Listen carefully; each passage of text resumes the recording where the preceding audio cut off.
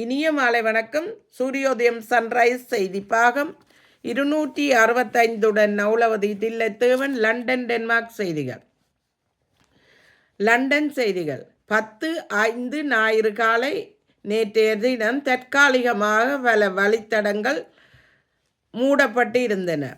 Western தொடருந்து நிலையங்கள் வழியாக அவசர சேவை காரணமாக பல பாதைகள் பல மணி நேரம் மூடப்பட்டிருந்ததாக ரயில்வே GWR அறிவித்திருந்தது. ஆக்ஸ்போர்ட்டில் இருந்து லண்டன் வழியாக செல்லும் தொடருந்துகளும் லண்டனில் இருந்து ஆக்ஸ்போர்ட் வழியாக செல்லும் தொடருந்துகளும் ட்ரெடிங் வழியாக செல்வதனால் பல இணையங்கள் ரத்து செய்யப்பட்டது. திங்கள் முதல் ஸ்டென்ஸ்டட் மற்றும் நெஸ்ட் வெஸ்ட் வங்கிகள் 17 கிளைகளை மூடத் தொடங்குகின்றன. நேரடி வங்கி கிளைகள் மூடப்படுவதனால் வயதானவர்களும் நலிவடைந்த பிரிட்டிஷ் மக்களுக்கும் பாதகமாக அமையும் என எதிர்பார்க்கப்படுகிறது. மேலும் மே ஜூன் மாதங்களில் இந்த ஆண்டு, அதாவது வைகாசி ஆணி மாதங்களில் தொழிற்சங்க போராட்டம் திட்டமிடப்பட்டிருக்கிறது. RMT. இதனால் புதிய தொடருந்து சுரங்கப்பாதை வேலை நிறுத்தங்கள் அனைத்து வழித்தடங்களும் சீர்குலையும் என எதிர்பார்க்கப்படுகிறது. மேலும் ஆணி மாதத்தின் நடுப்பகுதியில் 4 நாட்கள் வேலை நிறுத்தத்துக்கும் திட்டமிடப்பட்டிருப்பதாக செவ்வாய்க்கிழமை அன்றும் வைகாசி 19 முதல் 22 வரையும் லண்டன் டியூப் நெட்வொர்க் முழுவதும் வேலை நிறுத்தம் நடைபெறும் என எதிர்பார்க்கப்படுகிறனால் வழித்தடங்கள் மூடப்பட்டு குறைந்த அளவிலான சேவைகளை இயங்கும் என அறிவிக்கப்பட்டிருக்கிறது. பிரித்தானியாவில் விமான நிலையங்களின் பயணிகள் வருகை கடுமையான சரிவு. கோவிட் காலத்தை விட இப்போது அதிக மோசமான நிலை ஏற்பட்டு இருப்பதாக, இதற்கு அதிக விமான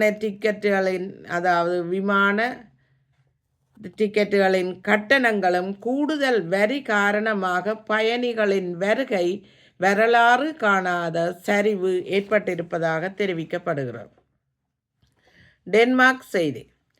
டென்மார்க்கின் மேட்டா பெரடிஸ்டன் அவர்கள் 10 ஆண்டுகள் அரசியலில் பிரமுக ஒருவராக இருந்த ஒருவர். தேர்தலில் அதிக வாக்குகளை பெற்றவர்.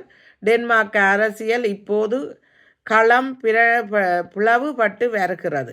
இடதுசாரி கட்சிகள் வலுப்பெற்று வருகின்றன. அவர் அனைத்து கட்சிகளையும் ஒருங்கிணைக்க போராடியும் அவர் கூட்டணி அமைக்க முடியவில்லை.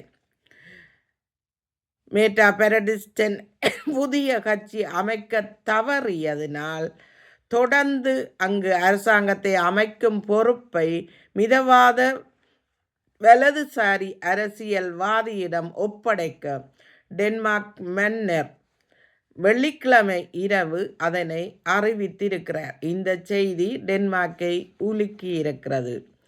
ஐரோப்பாவின் மிகவும் நேர்த்தியான அரச உடை அணிபவர்களில் ஒருவராக டென்மார்க் ராணி மேரி மீண்டும் ஒரு முறை அதனை நிரூபித்திருக்கிறார்.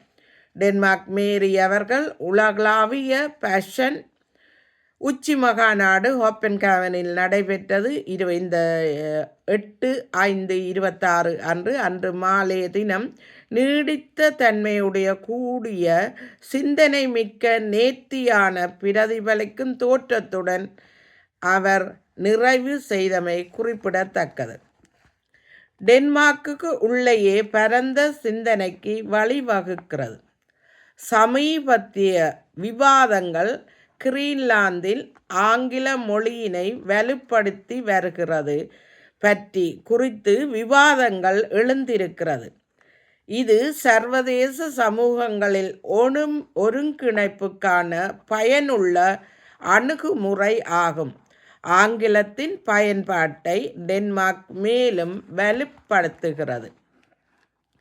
மன்னர் ஃபிரெடெரிக் அவர்கள் அவரது 58வது பிறந்த நாள் வைகாசி 26 செவ்வாய் அன்று பிறந்த நாளை கொண்டாட இருக்கிறார்.